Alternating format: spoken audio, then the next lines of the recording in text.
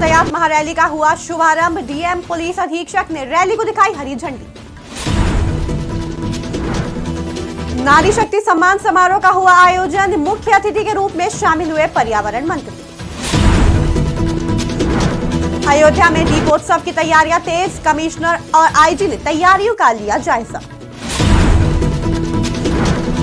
सैकड़ों साल पहले सती ने दिया था श्राप। आज भी सुहागन महिलाओं के मन में खौफ नहीं रखती है करवा चौथ का व्रत। चकबंदी विभाग की लापरवाही से किसान परेशान। 250 किसान परिवार घर से बेघर होने पर मजबूर। नमस्कार, आप देख रहे हैं आज की खबर। आपके साथ मैं हूं अफीफा मलिक। शुरुआत करते हैं सभी बड़ी खबरों के साथ। खबर बहराइच से है, जहां पूरे महीने चलने वाले यातायात महीने के रूप में नागरिकों को जागरूक करने के लिए डीएम ने पुलिस अधीक्षक के साथ कलेक्ट्रेट परिसर से रैली में सम्मिलित वाहनों को हरी झंडी दिखाकर रवाना किया। वहीं डीएम और पुलिस अधीक्षक ने बताया कि यातायात महीने के रूप में मनाया जाने का उद्देश्य इस रैली के माध्यम से लोगों को जागरूक करना है कि जीवन अमूल्य है, वाहन चलाएं, सुरक्षित चलाएं और दोपहिया वाहन चलाते समय हेलमेट का प्रयोग अवश्य करें।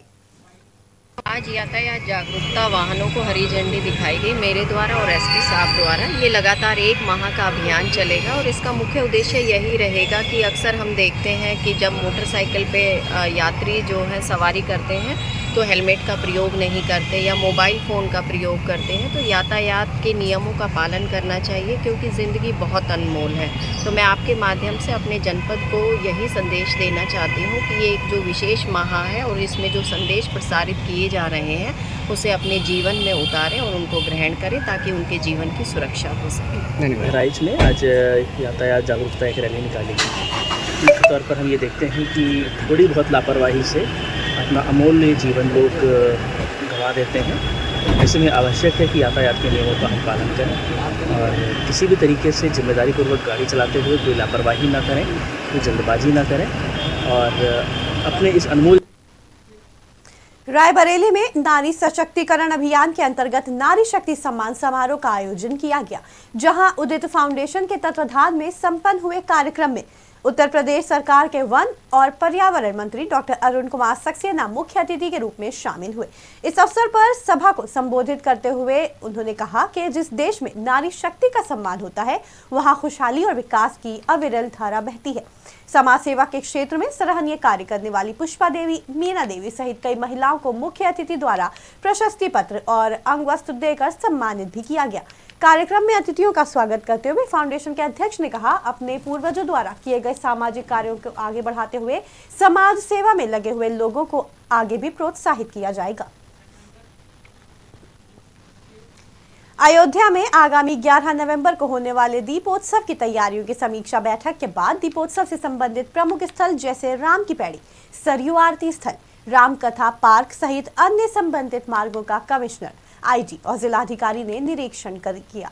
तैयारियों का जायजा लिया गया। इस दौरान वहीं अयोध्या आईजी ने कहा कि इस बार दीपोत्सव में ऐसी सुरक्षा व्यवस्था कराई जा रही है जिसमें लोगों को न्यूनतम सुविधा रहे और लोग बहुत उल्लास के साथ कार्यक्रम को देख सकें। वहीं सुरक्षा को लेकर कहा कि टेक्नोलॉजिकल हमारे तरीके हैं, उसके ऊपर बेसिक हम लोग सुरक्षा व्यवस्था पूरी तरह से सुरक्षित करेंगे।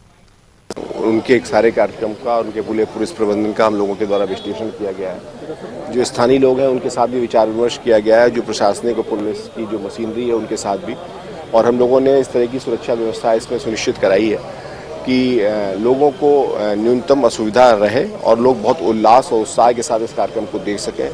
बहुत सारी जगहों पर वीडियो वॉल्स रहेंगी जहां पर लोग अपने इस कार्यक्रम को देख सकते हैं। सभी लोग एक ही पर्टिकुलर प्लेस पे जाने के स्थान पर विभिन्न स्थानों से उसका लुत्फ उठा सकें, इसके लिए पूरी व्यवस्था की गई है और उसी हिसाब से क्राउड का मैनेजमेंट हम लोगों के द्वारा किया गया है। जो सुरक्षा है उसको लेकर के हम लोग फिस्किंग और सिक्योरिटी के जो टेक्नोलॉजिकल हमारे तरीके हैं उसके बेसिस पर हम लोग सुरक्षा व्यवस्था पूरी तरह से सुनिश्चित करेंगे। और जो ट्रैफिक डाइवर्जेंस है वो इस आशय से उतने सीमित समय के लिए पूर्व में जो हमारा ट्रैफिक एडवाइजरीज होंगी वो हम लोग निकाल करके, ताकि मिनिमम लोगों को असुविधा हो और जो हमारे श्रद्धालु यहाँ पर इस कार्यक्रम में भाग लेने के आ रहे हैं उल्लास के साथ में, वो पूरे। एक तरफ शादीशुदा महिलाएं करवा चौथ का इंतजार करती हैं ताकि अपनी पति की लंबी उम्र के लिए व्रत रख सके, वहीं दूसरी तरफ कुछ महिलाएं ऐसी भी हैं जो ये व्रत नहीं रख पाती हैं। दरअसल मथुरा में एक ऐसा गांव है जहां पति की सलामती के लिए आज भी महिलाएं करवा चौथ का व्रत नहीं रख पा रही हैं। वजह सैकड़ों साल पूर्व सती के श्राप से आज भी सुहागन महिलाओं के मन में खौफ है। देखिए आज की खबर की खास रिपोर्ट कस्बा सुरीर से, जहां एक मोहल्ला ऐसा है जहां सती का श्राप महिलाओं को पति और पुत्रों की दीर्घायु के व्रत की अनुमति नहीं देता। ऐसा इसलिए कि करवा चौथ और अहोई अष्टमी का त्योहार नहीं मनाया जाता है। कहा जाता है कि करीब 300 साल पहले नौझील के गांव रामनगला के एक ब्राह्मण युवक नवविवाहित पत्नी को यमुना पार ससुराल से विदा कराकर बग्घी से लौट रहे थे। महुला वघा के ठाकुर समाज के लोगों का बग्घी के भैंस को लेकर विवाद हो गया था। मोहल्ले के लोगों के हाथों ब्राह्मण युवक की मौत हो गई। पति की मृत्यु से दुखी पत्नी हमला करने वालों को श्राप देते हुए सती हो गई, जिसके बाद से मोहल्ले में जवान लोगों की मौत होने का सिलसिला आम हो गया। क्या कारण है बेटा? ये कारण है कि यहाँ 250 से 300 साल पहले यहाँ पे भैंसा चोरी है वो। अब वो भैंसा ठोकवारे ने ले लो अपनो, तो बा में लाठी मार दई, वो खत्म है गई, खत्म है गई। सती मैया दे गई है। अब बड़े के लंकिन आए गए तो बड़े के लंकिन तो कहते खूब बड़े हुई हैं। और बेटा जब पटबरा के बे आए ना आए तो बंदे जो कहते कि पटबरा हुई बामन ना आए तो अच्छा हमारे ठोके हटकाए वे दुबक गए। जा दुबके तो जाओ मांगो, माफी मांगो, वो करो, जाओ। तो आए वे वो बोले कि हमें मैया माफ कर दे, माफ कर दे। हाँ तो माफ करवे में जो कह दी कि तुम करवा चौथ और लाल हरी चूड़ी श्रेमा और जे अटकाए बुर्ज के बीचिया और बांग सिंदूर नहीं भरेंगी, सिंदूर नहीं भरेंगी। अच्छा तो जे बात कह गई और जा मेरी परंपरा रखेंगे तो ठीक है। और प्यारी बेटी और बहू जैसे मैं अपने आदमी को भटकत जा रही हूँ, ऐसी प्यारी बहन बेटी और बहू दिए सब भटकत जाएंगे। तो भैया हम तो जो कह रहे सती मैया हमें तो तू अपने पामन में ले ले, हम तो बस नहीं पाम ले रही अपने पति की उम्र की चाहे हमारे ये कम से कम 250-300 वर्ष पुरानी परंपरा ये चली आ रही है। तो यहाँ जो हमारे बुजुर्ग है जो उन्होंने यही बात बताई कि यहाँ करवा चौथ का व्रत नहीं रखते हैं। जैसे हमारी शादी 20 साल पहले होके आई थी तो शुरुआत में जैसे हमें पता चला कि व्रत नहीं रखते हैं तो सभी को ऐसा लगता है कि हम भी व्रत रखेंगे, लेकिन बाद में तो सभी अरमान ढीले ही हो जाते हैं। इसलिए क्यों नहीं रखते हैं? ये सती माता का हमारे यहाँ श्राप दिया हुआ, उनका श्राप लगा हुआ है इस बात के लिए कि यहाँ कोई मतलब मांग नहीं भर सकते हैं, बीछिया भी नहीं पहन सकते हैं और व्रत भी नहीं रख सकते। अब सभी को बुरा तो लगता है, लेकिन सभी अपनी महिलाएं जो सभी हैं वो अपने पति की लंबी आयु के लिए व्रत रखती हैं। तो हम सभी जो महिलाएं जो अपने पति की लंबी आयु के लिए व्रत नहीं रखती, कोई ना कोई दुर्घटना हो ही जाती है, वह कोई रिस्क अमरोहा में 250 किसान परिवार घर से बेघर होने पर मजबूर हो गए हैं। चकबंदी विभाग की लापरवाही के चलते विभाग ने 5 हेक्टेयर की जगह 95 हेक्टेयर जमीन झील में दर्शा दी, और जिसको लेकर ब्लॉक में किसान काफी तादाद में पहुंचे और निश्चित काल धरना शुरू कर दिया है। वहीं किसान अपनी मांगों को लेकर अड़े भी हुए हैं, जिसमें किसानों ने चकबंदी विभाग के कर्मचारियों को बंदी बना लिया और सूचना के बाद मौके पर पहुंचे धनोरा एसडीएम ने किसानों के बीच पहुंचकर आश्वासन दिया। वहीं किसानों का कहना है कि हमारा हक हमें दिलाया जाए, नहीं तो आने वाले समय में एक बड़ा आंदोलन होगा। भैया प्रकरण जो 200 आदमपुर क्षेत्र में डांडी है, कई गांव हैं, वहाँ जो है 250 परिवार ज़मीन से बेदखल करे जा रहे हैं। इनके जो है बैनामे भी हो गए, इन्होंने लगान भी दिया है और लोन भी ले रखा है। इन्हें किस वजह से बेदखल करा? सरकार ने पट्टे करे थे, सरकार इन्हें निरस्त कर रही है। तो ये है वो 250 परिवार किसके घर में पड़ेंगे, सड़क पर जाएंगे, कहाँ जाएंगे? इसलिए ये आज यहाँ धरना प्रदर्शन। लौह पुरुष सरदार वल्लभ भाई पटेल के जन्म दिवस को बहराइच में राष्ट्रीय एकता दिवस के रूप में मनाया गया।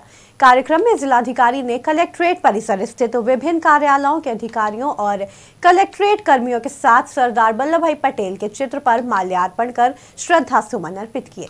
वहीं कलेक्ट्रेट सभागार में मौजूद लोगों को जिलाधिकारी ने राष्ट्रीय एकता दिवस का संकल्प भी दिलाया। इस अवसर पर जिलाधिकारी ने कहा कि राष्ट्र की एकता और सुरक्षा के लिए सरदार वल्लभ भाई पटेल द्वारा दिए गए योगदान के लिए देश उन्हें सदैव याद करता रहेगा। हम सभी लोगों के सरदार वल्लभ भाई पटेल को दिखाए गए मार्ग पर चलकर देश की एकता, अखंडता के लिए हर संभव प्रयास करना चाहिए। हमारी यही कृत्य सरदार पटेल को सच्ची श्रद्धांजलि होगी। सीतापुर में बिजली विभाग की बड़ी लापरवाही सामने आ रही है, जहां एक सीआई गोदाम के ऊपर से निकली बिजली की 11,000 लाइन से ट्रक में आग लग गई। वहीं कंटेनर में आग लगने से आसपास के इलाकों में हड़कंप मच गया।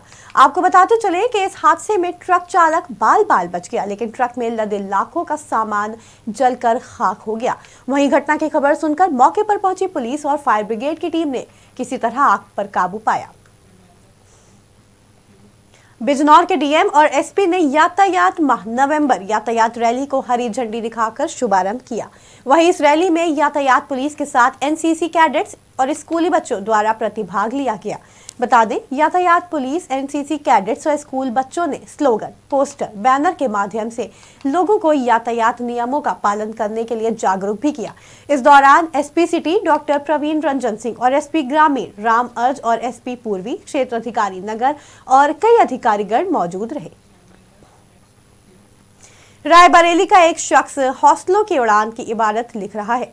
कैंसर जैसी गंभीर बीमारी को मात देकर इस शख्स ने दुनिया का न केवल सबसे छोटा पेंटिंग ब्रश बना डाला, बल्कि चावल और तिल्ली के दानों पर पीएम मोदी और सीएम योगी की तस्वीर उकेर दी। बता दें, कुछ साल पहले युवक के मुंह का कैंसर हुआ तो हिम्मत हारने की जगह इलाज के दौरान खाली बैठे होने का सदुपयोग करते हुए सबसे छोटी तस्वीर बनाने का ठान लिया। उन्होंने पहले चावल के दाने पर पीएम मोदी का चित्र उकेरा तो परिणाम अच्छे आए। तभी उन्हें जानकारी हुई कि दुनिया का सबसे छोटा पेंटिंग ब्रश किसी विदेशी महिला कैटरीना किस्कोई ने 6 mm का बनाया है। नसीम शेख ने इस चैलेंज के तौर पर लिया और 3 mm का ब्रश बना डाला। युवक के इतना सब कुछ करने के बाद भी एक ख्वाहिश मन में दबाए है कि अन्न के दानों पर उनकी बनाई गई तस्वीरों को वो अपने हाथों से पीएम मोदी और सीएम योगी को भेंट करें। दुनिया का सबसे छोटा 3 mm 0.30 सेंटीमीटर का सबसे स्मॉल पेंटिंग ब्रश बनाया है, जो आज तक दुनिया में किसी ने नहीं बनाया है। 2017 में फॉरेन की कोई महिला थी, कैटरीना किस्कोई, जिन्होंने 0.60 सेंटीमीटर यानी 6 mm का ब्रश बनाया था, जिसका हमने आधा मार्क किया और 3 mm का पेंटिंग ब्रश बनाकर आज IAEA और वर्ल्ड रिकॉर्ड में अपना नाम दर्ज करा चुके और अपने समूह का, अपने रायबरेली जिले, उत्तर प्रदेश का नाम, हिंदुस्तान का नाम और पूरी दुनिया में। सहारनपुर से एक हैरान करने वाला मामला सामने आ रहा है, जहां गृह कलह से तंग आकर 2 बच्चों की मां ने फांसी लगाकर आत्महत्या कर ली। महिला का पति नशे का आदी था। इसी को लेकर अपनी पत्नी के साथ रोजाना मारपीट करता था, जिसे तंग आकर उसकी पत्नी ने अपने दोनों बच्चों के सामने ही फांसी लगाकर जीवन लीला समाप्त करने का फैसला लिया। वहीं बच्चों के रोने की आवाज सुनकर पड़ोसियों ने पुलिस को सूचना दी। घटना की सूचना मिलते ही मौके पर पहुंची पुलिस और फॉरेंसिक टीम। पुलिस के साथ साथ फॉरेंसिक टीम ने भी मौके की बारीकी से जांच की। उसके बाद पुलिस ने शव को कब्जे में लेकर पंचनामा भरते हुए पोस्टमार्टम के लिए भेज दिया। सहारनपुर में एक बार फिर तेज रफ्तार का कहर देखने को मिला, जहां तेज दिल्ली यमुनोत्री हाईवे पर एक अज्ञात वाहन ने एक वृद्ध को जोरदार टक्कर मार दी, जिसके चलते वृद्ध की मौके पर ही दर्दनाक मौत हो गई। टक्कर मारने के बाद वाहन चालक वाहन लेकर मौके से फरार हो गया। इस घटना की सूचना राहगीरों ने पुलिस को दी। वहीं सूचना मिलते ही पुलिस मौके पर पहुंची और शव को कब्जे में लेकर पंचनामा भरते हुए मोर्चरी भिजवा दिया गया। ज्यादातर शहरों में अवैध अस्पतालों की भरमार है, लेकिन प्रशासन इस पर लगाम लगाने में नाकाम साबित हो रहा है। कुछ ऐसा ही मामला सिद्धार्थनगर के हॉस्पिटल से भी सामने आ रहा है, जो कि बिना रजिस्ट्रेशन के संचालित है। वहीं अस्पताल में लापरवाही के कारण एक डिलीवरी के दौरान बच्चे की मौत हो गई। वहीं दूसरी और महिला की भी हालत गंभीर हो गई।